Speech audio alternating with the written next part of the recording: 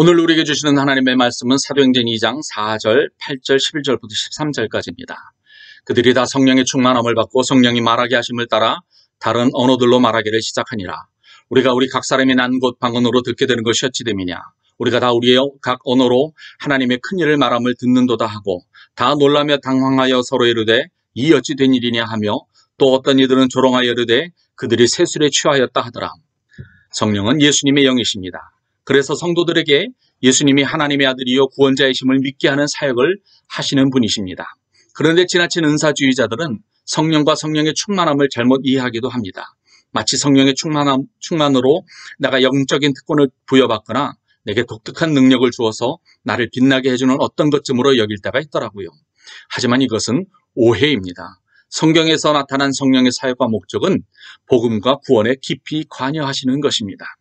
그래서 사도행전 1장 8절에 예수님이 제자들에게 성령의 권능을 받아서 해야 할 일은 예루살렘에서 시작하여 땅끝까지 이르러 예수님의 증인이 되는 것이라고 딱 찍어서 말씀을 하셨습니다. 그 약속과 명령이 오순절에 이루어졌습니다. 2장 4절에 성령이 임하여 성령 충만해지니 그 성령께서 말하게 하심을 따라 다른 언어로 말하기를 시작하였다고 기록하고 있습니다.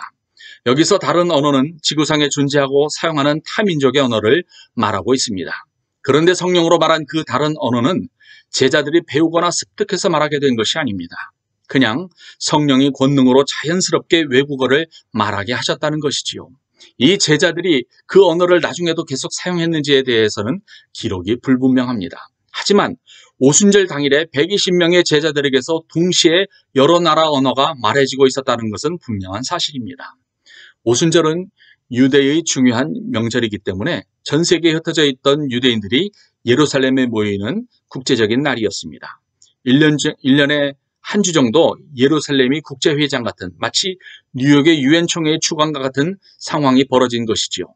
전 세계에서 온 경건한 유대인들에게 그들이 살던 나라의 각 언어로 하나님의 큰일이 선포되고 있었던 것입니다. 그래서 그 자리에 있던 사람들이 우리의 출신지와 언어가 다른데도 각 사람의 난 곳 방언으로 하나님의 큰일에 대한 증언을 듣고 있다고 놀라고 있습니다.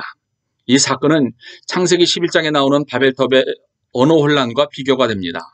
바벨에서의 언어 혼란의 목적은 하나님께 반역하려는 인간들의 언어를 심판하시려고 하나님이 흩어놓으신 것이지만 오순절의 언어는 그 심판받을 인류를 예수 그리스도께서 구원하실 것이라는 하나님의 사랑의 선언입니다. 복음이 증언되는 것이지요. 이것은 매우 상징적인 사건입니다. 성령 임재와 권능을 주심이 복음을 증거하는데 그 상황이 지리적 언어적 한계를 갑자기 뛰어넘는 것입니다. 예루살렘에서 시작하여 땅끝까지 가려면 지리적으로도 멀지만 시간도 많이 걸리는 사역입니다. 하지만 예수님의 구원이 온 인류에게 미치는 사건, 즉 성령의 각 성도에게 임재하는 사건이 있을 때에는 그 지리적 시간적 언어 장벽을 동시에 격파하시면서 시작하는 것입니다. 예루살렘에 모여있는 모든 언어 그룹의 동시 통역을 이루신 성령님의 계획과 사역을 볼 수 있습니다.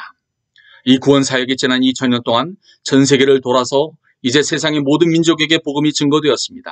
그리고 이제 마지막이 되니 전 세계가 온라인으로 동시에 지리적, 물리적, 언어적 한계를 초월하여 복음을 들을 수 있는 시대가 된 것입니다. 그러므로 지금도 우리는 성령이 임하시면 권능을 받고 예수 그리스도의 구원을, 하나님의 큰일을 증언해야 합니다.